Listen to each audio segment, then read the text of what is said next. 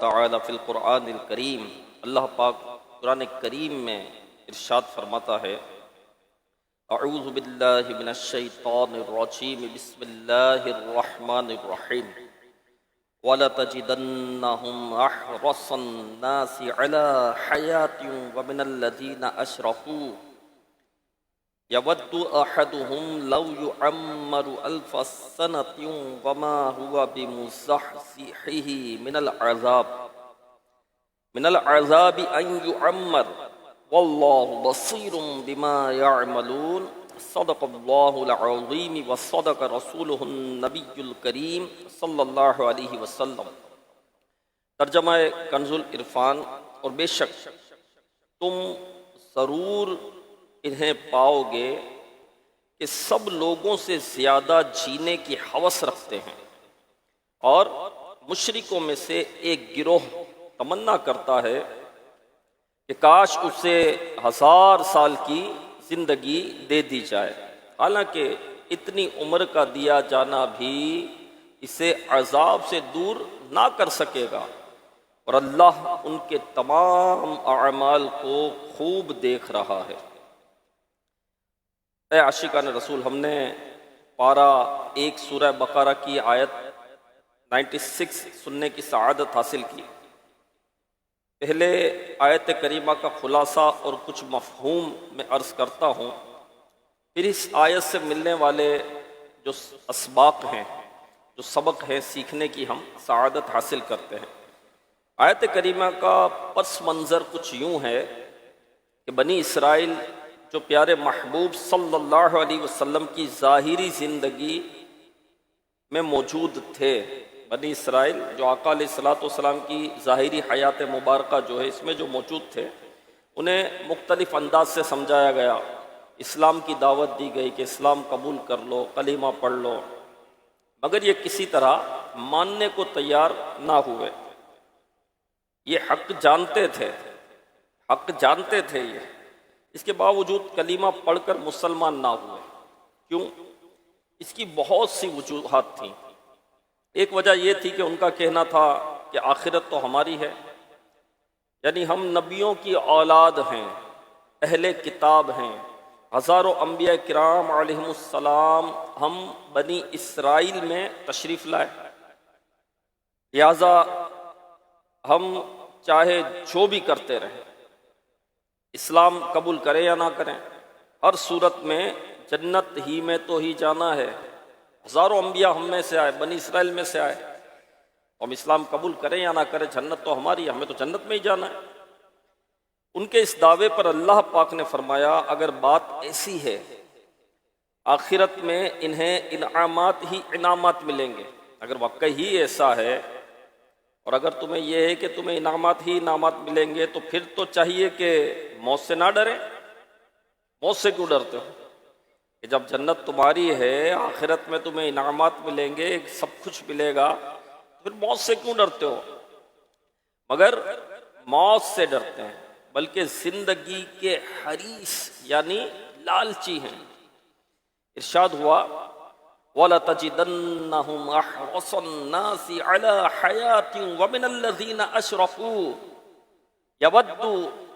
يَوَدُّ أَحَدُهُمْ لَوْ يُعَمَّرُ أَلْفَ سَنَةٍ۔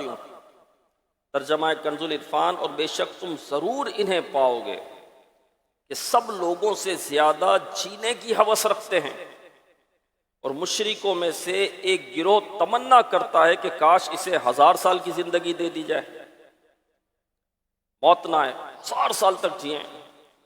یعنی یہ بنی اسرائیل زندہ رہنے کے انتہائی حریص ہیں، موت سے ڈرتے ہیں، 1000 سال کی ان کو زندگی چاہیے، اور دعویٰ یہ کہ ہم پکے جنتی ہیں، جنت ہماری ہے، جنت کے انعامات ہمارے لیے ہے، جنت کی نعمتیں ہمارے لیے ہے۔ حال یہ ہے کہ آخرت کی طرف رغبت ہی نہیں ہے، زندگی طویل مانگ رہے ہیں، ہمیشہ دنیا میں ہی رہنے کے خواہش مند ہیں۔ دوسری طرف مشرک لوگ ہیں جو آخرت کو مانتے ہی نہیں، مشرک آخرت کو تو نہیں مانتے، ان کے نزدیک تو یہ دنیا ہی ایک زندگی ہے، بس موت آ گئی اس کے بعد کچھ بھی نہیں ہے۔ جو مشرک ہے ان کا یہ ہے کہ مرنے کے بعد کچھ بھی نہیں ہے۔ بس اس کے بعد کی زندگی کو وہ مانتے ہی نہیں۔ وہ مشرک زندگی کے جتنے حریص ہیں یہ بنی اسرائیل آخرت کو مانتے بھی ہیں، جنتی ہونے کا دعویٰ بھی رکھتے ہیں، اس کے باوجود مشرکین سے بھی زیادہ زندگی کی حرص رکھتے ہیں۔ مگر یاد رکھو تم زندگی کے حریص ہو، آخرت کو مانتے ہی نہیں ہو، اور بنی اسرائیل جو ہے وہ جنت ہماری ہے، جنت کی نعمتیں ہمارے لیے ہے اور ہمیں بڑی زندگی ملے۔ میرا رب فرماتا ہے مگر یاد رکھو وما ہوا بمزحزحہ من العذاب ان یعمر واللہ بصیر بما یعملون۔ ترجمہ کنز العرفان، حالانکہ اتنی عمر کا دیا جانا بھی اسے عذاب سے دور نہ کر سکے گا، اور اللہ ان کے تمام اعمال کو خوب دیکھ رہا ہے۔ یعنی محض اس دنیا میں سالہ سال تک زندہ رہنا عذاب سے بچا نہیں سکے گا۔ کوئی 1000 سال جی لے، 1000 سال تک جی لینا اس کو عذاب سے نہیں بچا سکے گا۔ موت تو آنی ہی آنی ہے، ایک دن مرنا ہے، آخر موت ہے، کر لے جو کرنا ہے آخر موت ہے۔ مرنا تو ہے، تو ایسا نہیں ہوگا کہ کسی کو 2000 سال کوئی زندہ رہا تو اسے بخش دیا جائے گا، یعنی بخشش اس پر تو نہیں ہے نا کہ بھائی 2000 سال کی زندگی مل گئی، بڑی عمر مل گئی، تو جس کو بڑی عمر مل گئی اس کو بخشش مل جائے گی، اور جس کو 50 سال کی زندگی ملی تو اس کی پکڑ ہو جائے گی، کہ اس کی پکڑ ہو جائے گی۔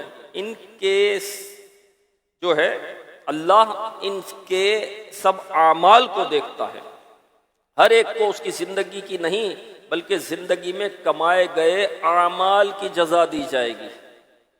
طویل زندگی کی جزا نہیں دی جائے گی کہ 2000 سال جی لیا تم نے، اتنا جی لیا، جاؤ جنت میں چلے جاؤ، اور تم کو تو زندگی بہت تھوڑی ملی، تم جہنم میں چلے جاؤ، ایسا تو نہیں ہوگا نا۔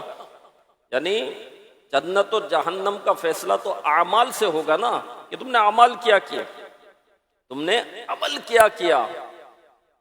پیارے اسلام بھائی، اس آیت کریمہ پر غور فرمائیں، یہاں بنی اسرائیل کی اس بات پر مذمت کی گئی ہے کہ یہ لوگ مرنے سے گھبراتے ہیں۔ بنی اسرائیل مرنے سے ڈرتے تھے، مرنے سے گھبراتے تھے، لمبی عمر مانگتے تھے، لمبا عرصہ دنیا میں رہنے کی تمنا رکھتے ہیں۔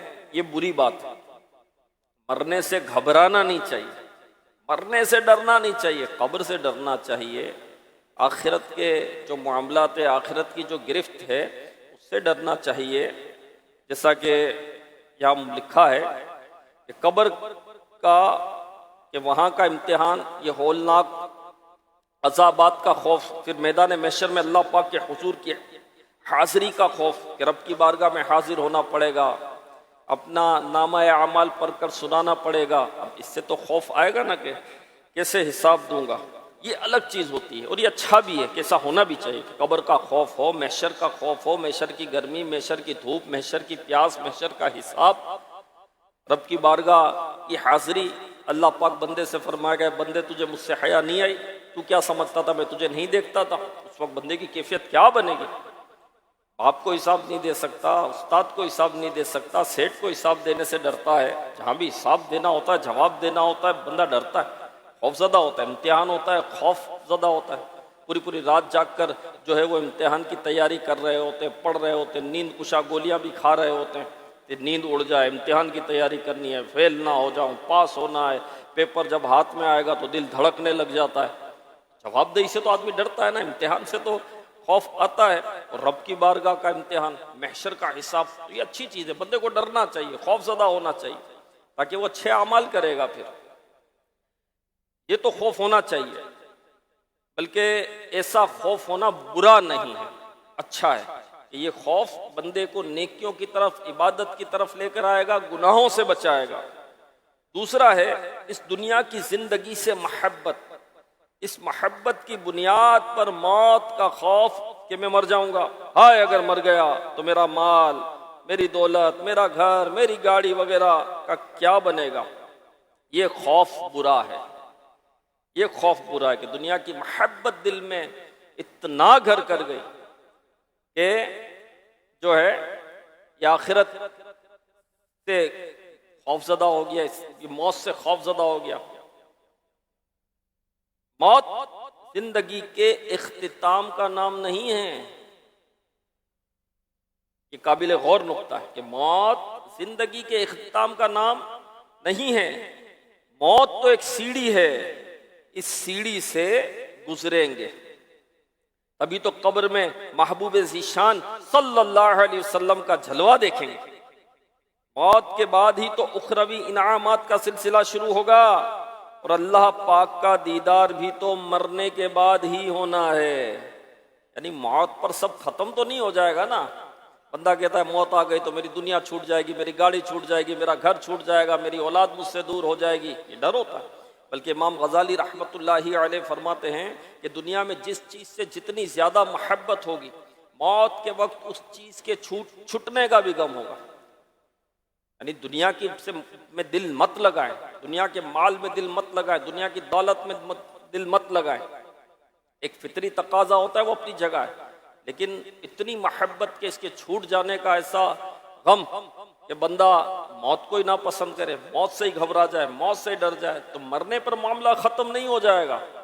مرنے کے بعد ایک اور زندگی شروع ہونی ہے، مرنے کے بعد ایک اور زندگی شروع ہونی ہے، اور موت کے بعد موت نہیں آئے گی۔ موت تو ایک دفعہ آئے گی نا، اس کے بعد پھر موت تھوڑی آئے گی۔ اور پھر جب قبر میں جائے گا تو آقا علیہ الصلوۃ والسلام کا جلوہ نظر آئے گا۔ قبر میں سرکار آئیں تو میں قدموں میں گروں، گر فرشتے بھی اٹھائیں تو میں ان سے یوں کہوں، اب تو پائے ناز سے میں اے فرشتوں کیوں اٹھوں، مر کے پہنچا ہوں یہاں اس دل ربا کے واسطے۔ تو جلوہ مصطفیٰ صلی اللہ علیہ وسلم قبر میں دکھایا جائے گا۔ جی ہاں میرے پیارے اور محترم اسلام، سنتوں پر عمل کیجئے، آقا علیہ الصلوۃ والسلام کی سنتوں کو اپنائیے، سنت کے مطابق زندگی گزاریے، چہرہ سنت کے مطابق، چلنا سنت کے مطابق، بیٹھنا سنت کے مطابق، کھانا سنت کے مطابق، پینا سنت کے مطابق، سونا سنت کے مطابق۔ جی ہاں میرے آقا علیہ الصلوۃ والسلام کا قبر میں جلوہ نظر آئے گا، اور اللہ پاک کا دیدار بھی تو مرنے کے بعد ہوگا، جنت بھی تو موت کے بعد ملنی ہے نا میرے پیارے اسلامی بھائیوں۔ تو مرنے کے بعد ایک زندگی شروع ہونی ہے، موت پر معاملہ ختم نہیں ہو جائے گا۔ صلو علی الحبیب صلی اللہ تعالی علی محمد۔ حدیث پاک میں ہے، پیارے آقا مکی مدنی مصطفیٰ صلی اللہ علیہ وآلہ وسلم نے فرمایا، قریب ہے کہ سب قومیں تم پر ایسے حملہ آور ہوں گی جیسے ایک پلیٹ پر کھانے والے جھپٹتے ہیں۔ عرض کیا گیا کیا اس وقت ہماری تعداد کم ہوگی؟ فرمایا نہیں، اس وقت تمہاری تعداد بہت ہوگی، لیکن دشمن کے دلوں سے تمہارا خوف ختم کر دیا جائے گا اور تمہارے دلوں میں وہن ڈال دیا جائے گا۔ سوال ہوا وہن کیا ہے؟ فرمایا دنیا کی محبت اور موت کو برا جاننا، دنیا کی محبت اور موت کو برا جاننا۔ تو معلوم ہوا موت سے گھبرانا بری بات ہے، یہ وہ عیب ہے جب مسلمان کے دل میں آ جائے تو اس کی تنزلی کے دن شروع ہو جاتے ہیں، تنزلی کے دن شروع ہو جاتے ہیں۔ صحابہ کرام علیہ رضوان میں اور ہم میں ایک بنیادی فرق یہی ہے کہ آج ہم لوگ مرنے سے ڈرتے ہیں۔ صحابہ کرام علیہ رضوان قبر و آخرت کا خوف تو رکھتے تھے، مرنے سے نہیں ڈرتے تھے، مرنے سے نہیں ڈرتے تھے۔ غزوہ احد کا موقع تھا، غیر مسلموں کے ساتھ لڑائی چل رہی تھی۔ اس دوران ایک صحابی رضی اللہ عنہ کھڑے ہوئے، ان کے ہاتھ میں کھجوریں تھیں اور مزے سے کھجوریں کھا رہے تھے۔ کھجوریں کھاتے کھاتے عرض کیا، یا رسول اللہ صلی اللہ علیہ وسلم، اگر میں ابھی غیر مسلموں کے ساتھ لڑوں اور لڑتے لڑتے شہید ہو جاؤں تو میرا ٹھکانہ کیا ہوگا؟ فرمایا تم شہید ہوئے تو جنت میں جاؤ گے۔ ان صحابی رضی اللہ عنہ کا جذبہ، سبحان اللہ، ہاتھ میں جو کھجوریں تھیں وہ ساری کھانا بھی گوارا نہیں کی، کھجوریں وہیں چھوڑی، میدان میں اترے اور لڑتے لڑتے شہید ہو گئے۔ سبحان اللہ، اللہ پاک صحابہ کرام علیہ رضوان جیسا ہمیں بھی جذبہ نصیب فرمائے۔ بہرحال موت سے گھبرانا نہیں چاہیے۔ بیہقی شریف میں روایت ہے کہ رسول اکرم صلی اللہ علیہ وسلم نے فرمایا تحفۃ المؤمن الموت، مسلمان کا تحفہ موت ہے، مسلمان کا تحفہ موت ہے۔ رکیم الامت مفتی احمد یار خان نعیمی رحمت اللہ علیہ اس حدیث شریف کے تحت فرماتے ہیں موت مسلمان کو رب کا تحفہ ہے، موت مسلمان کو رب کا تحفہ ہے، کیونکہ یہ رب سے ملنے اور جنت میں پہنچنے کا ذریعہ ہے۔ موت تو رب سے ملنے کا ذریعہ ہے، موت تو جنت میں پہنچنے کا ذریعہ ہے، مگر یہی موت غیر مسلم کے لیے مصیبت ہے، کیونکہ مسلمان کا محبوب رب ہے اور غیر مسلم کا محبوب دنیا۔ موت مومن کو محبوب سے ملاتی اور غیر مسلم کو اس کے محبوب سے چھڑاتی ہے۔ غیر مسلم کی محبوبہ تو دنیا ہے نا، اس کے لیے تو دنیا ہی سب کچھ ہے، اس کے لیے آخرت تھوڑی ہے، اس کے لیے جنت تھوڑی ہے۔ جو غیر مسلم ہے اس کے لیے جہنم ہے، وہ جہنم میں جائے گا۔ تحفہ تو مومن کے لیے، تحفہ تو مسلمان کے لیے ہے کہ موت اس کو اپنے رب سے ملائے گی، موت اسے جنت دلائے گی۔ دنیا تو ایک مسافر خانہ ہے، ایک سفر ہے کہ دنیا سے گزر کر ہی آخرت میں جانا ہے نا۔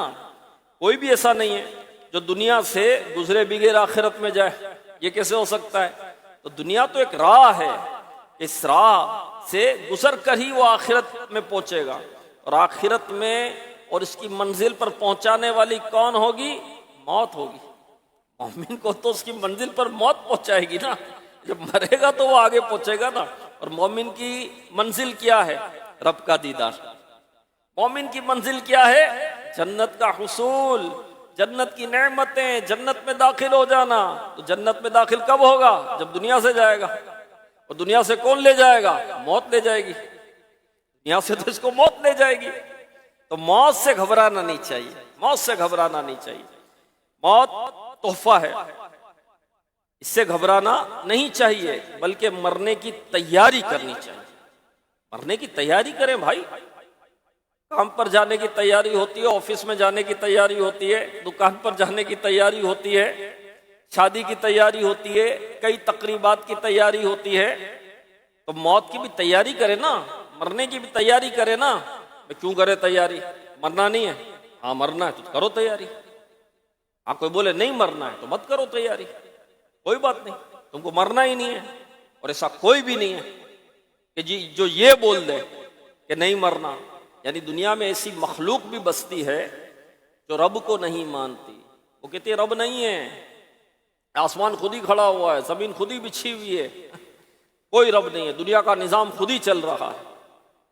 ہاں ایسی مخلوق بستی ہے دنیا میں، ان کو تو امام اعظم ابو حنیفہ رحمت اللہ علیہ نے صحیح کیا تھا۔ ایسے لوگوں کو امام اعظم کا مناظرہ تھا ان کے ساتھ، وہ لوگ جو رب کو نہیں مانتے تھے کہ دنیا کا نظام ایسے ہی چل رہا ہے، ستارے خود ہی معلق ہے، سورج خود ہی نکل رہا ہے، چاند خود ہی نکل رہا ہے، خود ہی چاند ہے، زمین خود ہی بچھی ہوئی ہے۔ پہلے زمین تھوڑی تھی، کچھ بھی نہیں تھا، یہ تو سب مخلوق ہے۔ خالق تھا، ہمارا رب تھا، خالق مخلوق جو بعد میں پیدا ہوئی، تو یہ تو سب مخلوق ہے۔ پہلے نہ زمین تھی، نہ عرش تھا، نہ کرسی تھی، نہ آسمان تھا، کچھ بھی نہیں تھا، ہمارا رب تھا، ہمارا رب تھا۔ لیکن یہ کہتے نہیں کچھ نہیں تھا، خود ہی خود سب ہو رہا ہے۔ تو امام اعظم ابو حنیفہ رحمت اللہ علیہ بڑے صحیح تھے، تو آپ کے ساتھ جو ہے مناظرہ تھا ان کا، ٹائم سیٹ ہوا، آپ بڑی تاخیر سے پہنچے، اور وہ انتظار کر رہے تھے اتنی دیر، اور انتظار ہوتا ہے، انتظار ہوتا ہے۔ تو اب وہ کہنے لگے کہ آپ مسلمانوں کے اتنے بڑے امام وقت کی پابندی نہیں کرتے، وقت پر نہیں آتے۔ امام اعظم ابو حنیفہ رحمت اللہ علیہ صحیح بہت تھے نا، آپ نے فرمایا کہ بات یہ ہے کہ تم لوگوں کے پاس جو پہنچنا تھا یہ دریا پار کر کے پہنچنا تھا۔ اب میں دریا کے اس کنارے کھڑا تھا، نہ کوئی کشتی نہ کوئی ملاح، کچھ بھی نہیں۔ اب کشتی ہوگی تو بیٹھ کر آؤں گا نا، نہ کوئی کشتی نہ کوئی کشتی چلانے والا۔ اب میں انتظار کر رہا تھا وہاں، اتنے میں میں نے دیکھا کہ قریب میں ایک درخت تھا، تو درخت جو ہے وہ کٹنے لگا، تختے بننے لگے، اور یہ تختے سب خود بخود جو ہے مل کر کشتی بن گئے۔ پھر کشتی بننے کے بعد یہ کشتی دریا میں اتری، میں اس میں بیٹھ گیا، کشتی خود بخود چلنے لگی اور مجھے اس کنارے پر اتارا، میں تمہارے پاس آ گیا، اس لیے تاخیر ہو گئی۔ اب وہ کہتے ہیں کہ دیکھو ایک تو آپ آئے ہو لیٹ، دوسرا یہ بتائیں کہ کیا کبھی درخت خود کٹتا ہے؟ درخت خود بخود کٹتا ہے؟ ایسا کیسے ہو سکتا ہے؟ کبھی خود نہیں کٹتا، کوئی کاٹے گا تو کٹے گا نا، خود بخود کیسے کٹے گا؟ کیا کبھی خود بخود تختے بنتے ہیں؟ اور وہ بھی کشتی کے تختے، اس کے سائز کے مطابق کبھی خود بنتے؟ تختے بنانے پڑتے ہیں، پیمائش کرنی پڑتی ہے، دیکھنا پڑتا ہے کتنی بڑی بنانی ہے۔ اور کیا کبھی خود جوڑتے ہیں؟ ایسا تو نہیں ہوتا، کوئی جوڑنے والا ہوتا ہے، کوئی کاٹنے والا ہوتا ہے، اور پھر کشتی خود بخود کبھی اترتی ہے؟ تو کبھی نہیں، کوئی تو اتارنے والا ہوگا، اور آپ بولتے ہو خود چلنے لگ گئی۔ بھائی چلانے والا بھی ہوگا نا، خود تھوڑی چلے گی، کیسی باتیں کر رہے آپ؟ تو آپ نے فرمایا میں بھی تو یہی کہہ رہا ہوں کہ جب ایک درخت خود نہیں کر سکتا، تختے خود نہیں بن سکتے، کشتی خود نہیں بن سکتی، چل نہیں سکتی، تو اتنا بڑا آسمان کیسے کھڑا ہو گیا؟ خود بخود کھڑا ہو گیا؟ اتنی بڑی زمین کیسے بچھ گئی؟ خود بخود بچھ گئی؟ نہیں، کوئی ہے جو نظام ہستی چلا رہا ہے، وہی خدا ہے، وہی خدا ہے، وہی خدا ہے۔ ہاں، تو میرے پیارے اسلامی بھائیوں، جو خدا کو نہیں مانتے وہ بھی موت کو مانتے ہیں، ان کو پتا ہے کوئی کبھی رہا نہیں، نہ کوئی رہا ہے نہ کوئی رہے گا، کوئی نہیں رہا میرے پیارے اسلامی بھائی۔ جی ہاں، تو موت آنی ہی آنی ہے، کچھ بھی کر لے، کتنا ہی جی لے، آخر موت ہے۔ تو موت کی تیاری کرنی ہے، اور موت کا وقت مقرر ہے، جب آنی ہے اس وقت آنی ہی آنی ہے، نہ ایک سیکنڈ پہلے آئے گی نہ بعد میں، لہذا موت کی تیاری میں لگ جانا چاہیے۔ اعلیٰ حضرت رحمت اللہ علیہ کی خدمت میں ایک سوال ہوا، کسی نے عرض کیا عالی جا، کہا جاتا ہے کہ موت کے لیے خوشی سے تیار رہنا چاہیے۔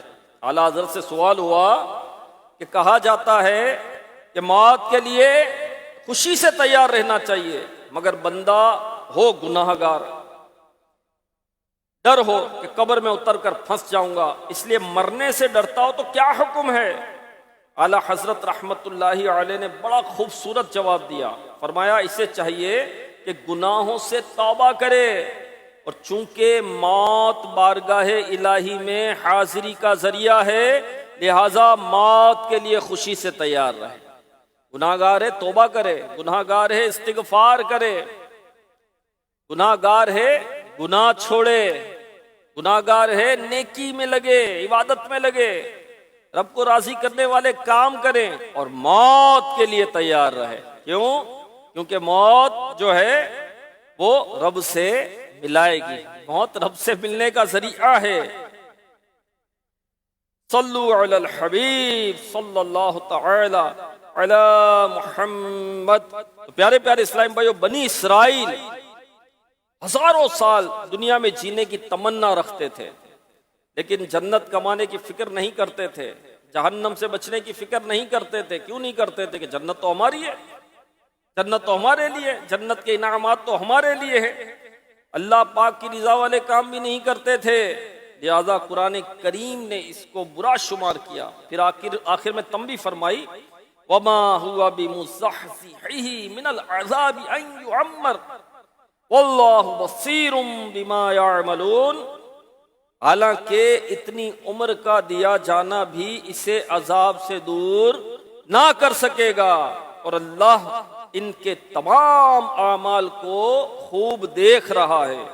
یعنی اللہ پاک تمہارے اعمال دیکھ رہا ہے، تم دنیا میں 20 سال رہو یا 20,000 سال رہو، بات اعمال کی ہے، دیکھا یہ جائے گا کہ تم نے اعمال کیسے کیے ہیں۔ ہاں، تم نے اعمال کیسے کیے ہیں۔ معلوم ہوا اصل ویلیو سانسوں کی نہیں، ہمارے اس دنیا میں موجود ہونے کی نہیں، بلکہ اصل اہمیت جو ہے وہ اعمال کی ہے، اعمال کی ہے اصل اہمیت۔ دیکھیں سیدہ فاطمہ الزہرا رضی اللہ عنہا کی ظاہری عمر مبارک کیا تھی؟ 29 سال تھی۔ 29 سال آپ دنیا میں تشریف فرما رہی۔ امام حسن مجتبی رضی اللہ عنہ 47 ایئرس دنیا میں تشریف فرما رہے، 47 سال۔ سیدنا عمر بن عبدالعزیز رحمت اللہ علیہ، کتنا بڑا کارنامہ کیا آپ نے، سیدنا عمر بن عبدالعزیز رحمۃ اللہ علیہ جب خلیفۃ المسلمین بنے تو آپ نے کیسی زندگی گزاری، مسلمانوں کو غنی کر دیا. کہتے ہیں آپ کے دور میں زکوٰۃ لینے والے نہیں تھے، ہاں، اور آپ نے جن کی زمینوں پہ قبضے تھے ان کو زمینیں واپس کر دی. ہاں، اور آپ نے جو مال ہوتا تھا وہ بیت المال میں آپ نے جمع کیا. آپ نے عیش والی زندگی نہیں گزاری کہ بادشاہ بن گیا، خلیفہ بن گئے تو عیش والی زندگی، عشرت والی زندگی، آسائشوں والی زندگی، نہیں نہیں. تو آپ نے خوف خدا والی زندگی گزاری، بڑا خوف خدا تھا آپ کا. ہاں، اور عمر کیا پائی آپ نے؟ 40 ایئرس، 40 سال. امام شافعی رحمۃ اللہ علیہ لاکھوں شافعیوں کے امام ہیں، صرف 54 سال 54 ایئرس دنیا میں رہے. امام نووی رحمۃ اللہ علیہ بہت بڑے محدث ہیں، بہت بڑے عالم فاضل اور نہایت نیک بلکہ ولی کامل تھے، صرف 45 سال عمر پائی امام نووی رحمۃ اللہ علیہ نے، 45 ایئرس. یہ کتنی بڑی بڑی شخصیات ہیں، ان کے نام ہیں، ان کے مقام ہیں، ان کے مرتبے ہیں. بظاہر دنیا میں تو بہت کم عرصہ تشریف فرما رہے، 45 29 40 ایئرس. کیا تھا کارنامے کتنے بڑے بڑے کیے. تو عمر بہت کم پائی لیکن ان کا مقام دیکھیں، ان کا مرتبہ دیکھیں. کیوں؟ کیونکہ ان کے اعمال اچھے تھے، یہ اعمال تھے. اور دوسری طرف دیکھیں، فرعون کو دیکھیں، حامان کو دیکھیں، قارون کو دیکھیں، نمرود کو دیکھیں، شداد وغیرہ، یہ بڑے بڑے کافر ہیں. ان کی عمریں لمبی تھی. ہاں، نمرود کے متعلق آتا ہے کہ یہ 300 سال دنیا میں رہا. نمرود اتنی لمبی زندگی اس نے پائی مگر کام جہنم میں جانے والے تھے. ہاں، تو پتہ چلا اہمیت جو ہے وہ دنیا میں رہنے کی نہیں بلکہ یہاں رہ کر جو اعمال کیے ہیں ان کی ہے. ہاں، نمرود نے بھی خدائی کا دعویٰ کیا، اللہ نے اس کو نعمتیں عطا کی تھی، بادشاہت عطا کی تھی.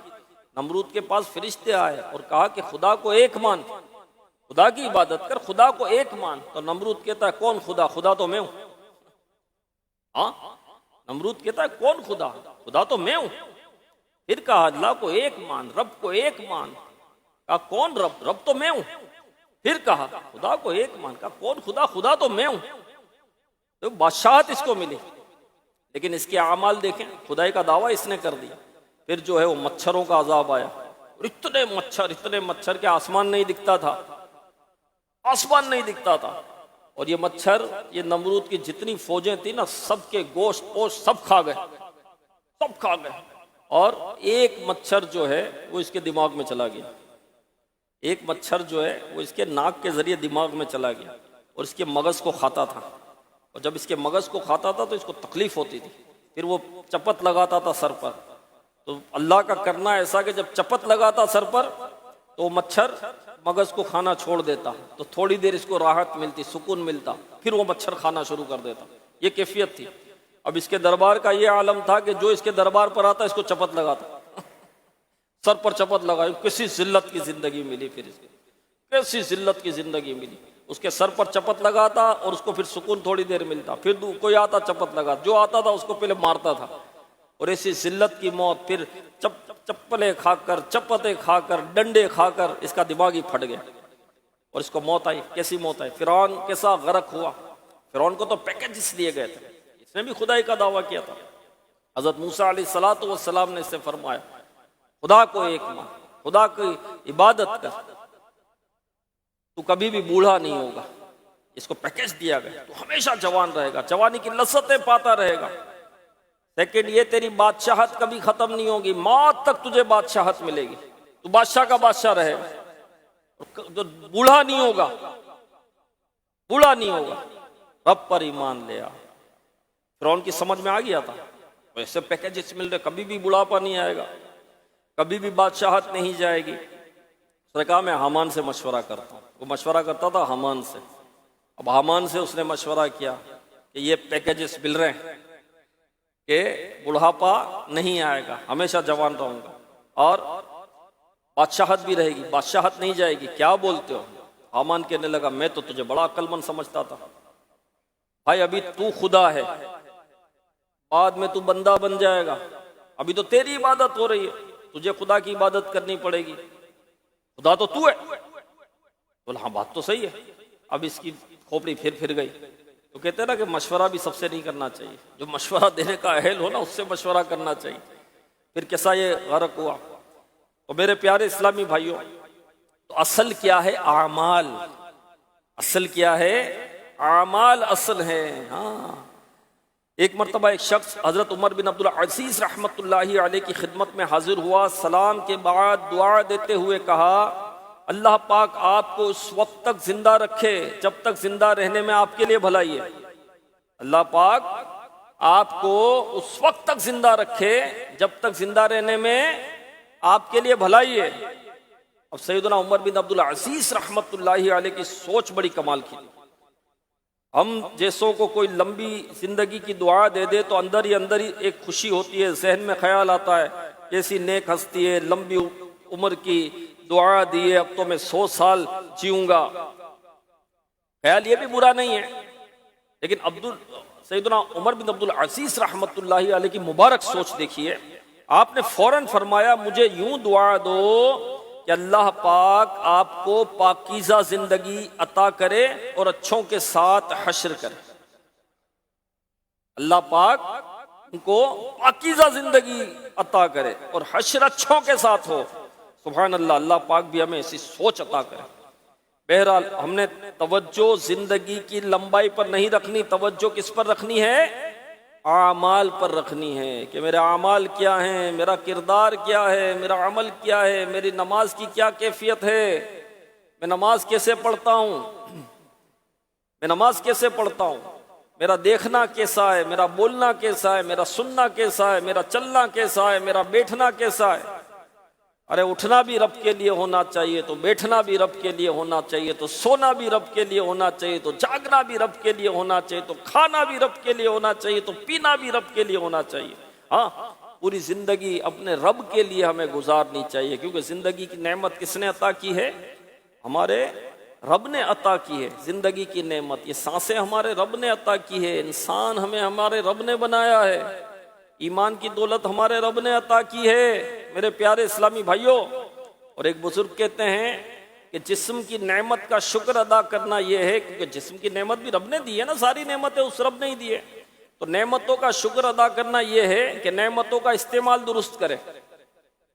نعمتوں کا شکر ادا کرنے کا کیا طریقہ ہے؟ کہ جو نعمت اللہ نے عطا کی ہے اس کا استعمال درست کرے۔ آنکھ کی نعمت رب نے عطا کی ہے تو اس سے قرآن پاک کی زیارت کرے، نیکوں کی زیارت کرے، مزارات اولیاء کی زیارت کرے، دینی کتب کی زیارت کرے، دیکھ کر علم دین حاصل کرے، پڑھ کر، نہ کہ فلمیں دیکھے، نہ کہ ڈرامے دیکھے، نہ کہ عورتوں کو دیکھیں۔ تو یہ آنکھ کی نعمت کی ناشکری ہے، اس کا استعمال درست نہیں کر رہا۔ زبان کی نعمت اللہ نے عطا کی ہے تو اس زبان سے ذکر اللہ کرے، اس رب کے محبوب صلی اللہ علیہ وسلم کی ثنا خوانی کرے، اولیاء اللہ کا تذکرہ کرے، تلاوت کلام مجید کرے، نیکی کی دعوت دے، اچھی بات کرے، نہ کہ جھوٹ بولے، نہ کہ غیبت کرے، نہ کہ چگلیاں کرے، نہ کہ اس زبان سے جھگڑے کروائے، نہ کہ اس زبان سے گالی دے۔ یہ زبان کی ناشکری ہے، اس نعمت کا استعمال درست کرنا۔ جسم کی نعمت ہمارے رب نے ہمیں عطا کی ہے تو اس کا شکر ادا کرنا یہ ہے کہ اس جسم کو راہ خدا میں صرف کر دے، اللہ کی راہ میں اس جسم کو لگا دے۔ یہ جسم کی نعمت کا شکر ادا کرنا ہے میرے پیارے اسلامی بھائیوں۔ تو پاکیزہ زندگی گزاریں، اور پاکیزہ زندگی گزارنی ہے تو امیر اہل سنت کے عطا کردہ نیک اعمال، اسلامی بھائیوں کے لیے 72 نیک اعمال ہیں، اسلامی بہنوں کے لیے 63 نیک اعمال ہیں، دینی طلبہ جو ہیں 92، طالبات کے لیے 83، بچوں کے لیے 40، بچیوں کے لیے 40 ہیں۔ قیدی جو ہے نا ان کے لیے بھی امیر علیہ سنت نے نیک اعمال دے دیے کہ جیل میں تم قید ہو گئے، کسی بھی جو ہے کوئی بھی کیس ہے تم پر، جو بھی تم نے کیا اب تم نیک بن جاؤ بھائی، جیل میں بھی چلے گئے وہاں نیک بن جاؤ، تو ان کے لیے 52 نیک اعمال دیے۔ اسپیشل پرسنز گونگے بہرے نابینا اور معذور جو ہیں ان کے لیے 27 نیک اعمال آپ نے عطا کیے۔ تو یہ پاکیزہ زندگی گزارنے کا طریقہ اس میں موجود ہے۔ یہ سوالات کی صورت میں یہ سوالات ہے، کھانے بھی اس کے نیچے بنے ہوئے، جو آپ کی ڈیٹ ہے، تاریخ ہے، اس پر آپ یس اور نو کریں اور اس کو دیکھیں تو اس کے مطابق آپ نیک بن جائیں گے۔ اس میں یہی ہے کہ آپ نے 5 نمازیں پڑھی، جماعت کے ساتھ پڑھی، تہجد پڑھی، جھوٹ تو نہیں بولا، نگاہ کی حفاظت کی، ہاں، تو جو اعمال کرنے ہیں وہ اس میں لکھے ہوئے ہیں۔ اور اپنا جائزہ لینا ہے کہ جو اعمال کرنے وہ کر رہا ہوں یا جو نہیں کرنے وہ کر رہا ہوں. ہمیں کیسے پتہ چلے گا کہ میں پاکیزہ زندگی گزار رہا ہوں یا گناہوں بھری زندگی گزار رہا ہوں؟ کہ آج تو دور ایسا ہے کہ گناہ کو گناہ سمجھا ہی نہیں جاتا، کلچر کا نام دے کر، یہ نام دے کر چلتا ہے، دور ایسا ہے، یوں ہے. ارے بھائی کون سا دور آ گیا کہ جس میں رب کی نافرمانی جائز ہو گئی؟ کوئی ایسا دور ہے، کوئی ایسا وقت ہے، کوئی ایسی گھڑی ہے، کوئی ایسا لمحہ ہے کہ جس میں رب کی نافرمانی جائز ہو جائے؟ معاذ اللہ، استغفر اللہ، ایسا کچھ بھی نہیں ہے.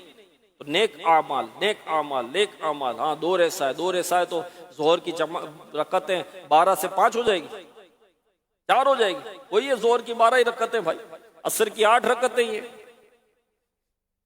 تو میرے پیارے اسلامی بھائیوں، دور کے پیچھے نہیں چلنا، اللہ اور اس کے رسول کے احکامات کے پیچھے چلنا ہے، شریعت کے پیچھے چلنا ہے. تو یہ نیک اعمال کا رسالہ پاکیزہ زندگی گزارنے کا بہترین ذریعہ ہے. اسے حاصل کریں، اس کو پڑھیں، اس کو دیکھیں تو کسی سے پوچھنے کی ضرورت نہیں. یہ رسالہ خود بتا دے گا کہ پاکیزہ زندگی گزار رہے ہیں یا گناہوں سے لتھڑی ہوئی زندگی گزار رہے ہیں. یہ رسالہ خود بتا دے گا. موبائل اپلیکیشن بھی اس کی ہے، اینڈرائڈ موبائل جس کے پاس ہے تو وہ پلے اسٹور پر جا کر نیک اعمال لکھ کر اس کو ڈاؤن لوڈ کر لے اپنے پاس، تو آپ کے پاس موبائل پر یہ اپلیکیشن آ جائے گی، اس کے ذریعے روز آپ اپنا جائزہ لے سکیں گے. اللہ پاک ہمیں نیک اعمال کا عامل بنائے، مسلمان کامل بنائے. تو میرے پیارے اور محترم اسلامی بھائیوں، ہمیں آخرت کی تیاری کرنی ہے.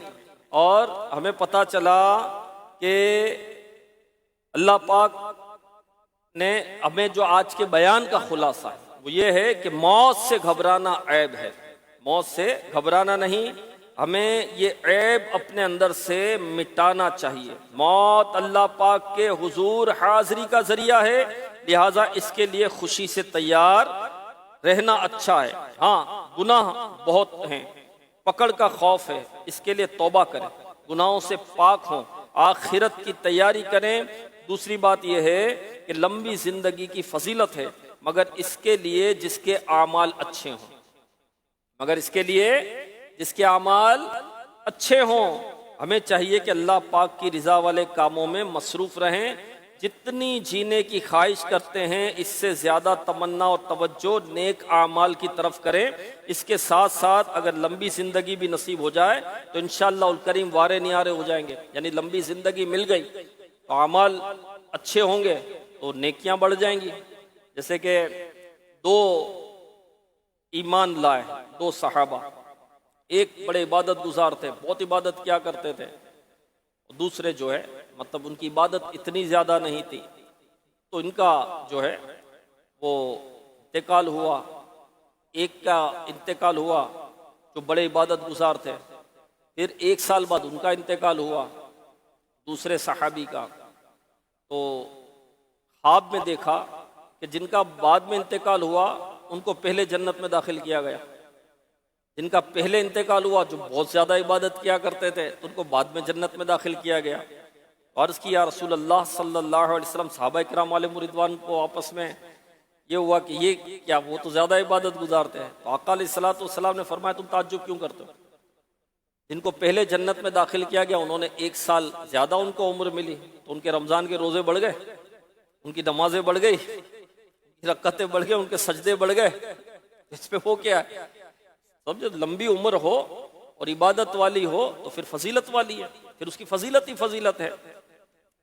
تو اللہ پاک ہمیں لمبی عمر عطا کرے لیکن نیکیوں والی، عبادت والی، اپنی اطاعت والی، اپنے محبوب کے عشق والی، سنتوں والی، تقوی والی، پرہیزگاری والی، اللہ کے خوف والی، آخرت کی فکر والی، تلاوت والی، شکر والی، صبر والی. یہ زندگی اللہ ہمیں نصیب کرے. ٹھیک ہے، تو اپنے اعمال کی فکر کرنی ہے انشاءاللہ. دعوت اسلامی کے دینی ماحول سے وابستہ رہیں، انشاءاللہ الکریم آخرت بھلی ہوگی. انشاءاللہ علم دین سیکھنے کو ملے گا، سنتوں پر عمل کا جذبہ ملے گا، خوف خدا نصیب ہوگا، عشق مصطفیٰ نصیب ہوگا. آئیے تھکن دور کرنے کا روحانی علاج سیکھتے ہیں. جو کوئی چلتے پھرتے اٹھتے بیٹھتے یا قدوسو یا قدوسو یا قدوسو کا ورد کرتا رہے گا انشاءاللہ الکریم تھکن سے محفوظ رہے گا. اللہ پاک ہمیں عمل کی توفیق عطا فرمائے، آمین بجاہ خاتم النبیین صلی اللہ علیہ وسلم۔ یا قدوس، پڑھیے، یا قدوس یا قدوس یا قدوس، چلتے پھرتے اٹھتے بیٹھتے۔ اب درست مسئلہ بھی ایک ہم سنتے ہیں کہ ہر عمر کے بچے کا پیشاب ناپاک ہے، توجہ سے سننا ہے، مسئلہ ہے، ہر عمر کے بچے کا پیشاب ناپاک ہے۔ وضاحت، عوام میں مشہور ہے کہ دودھ پیتے بچے کا پیشاب ناپاک نہیں ہوتا، حالانکہ ایسا نہیں ہے۔ درست مسئلہ ذہن میں بٹھا لیجئے، جس طرح بڑوں کا پیشاب ناپاک ہے، اسی طرح دودھ پیتے بچے کا پیشاب بھی ناپاک ہی ہے۔ دودھ پیتا بچہ ایک دن ہی کا کیوں نہ ہو، اللہ پاک ہمیں درست اسلامی احکام سیکھنے اور ان پر عمل کرنے کی توفیق نصیب فرمائے، آمین بجاہ خاتم النبیین صلی اللہ علیہ وسلم۔ تو آج کے بیان کی برکت سے ہم نے بہت کچھ سیکھا، موت کے متعلق بھی ہم نے سیکھا، تھکن دور کرنے کا وظیفہ بھی ہمیں مل گیا، یا قدوسو، چلتے پھرتے اٹھتے بیٹھتے، اور ایک مسئلہ بھی ہم نے سن لیا کہ ایک دن کا بچہ چاہے وہ دودھ پیتا ہے، ایک دن کا بچہ اس کا پیشاب بھی جو ہے وہ ناپاک ہے۔ اللہ پاک ہمیں نیک اعمال کی توفیق عطا فرمائے، آمین بجاہ خاتم النبیین صلی اللہ علیہ وسلم۔ صلو علی الحبیب صلی اللہ علی محمد۔ میں مبلغ بنوں سنتوں کا، خوب چرچا کروں سنتوں کا، ہو کرم بہر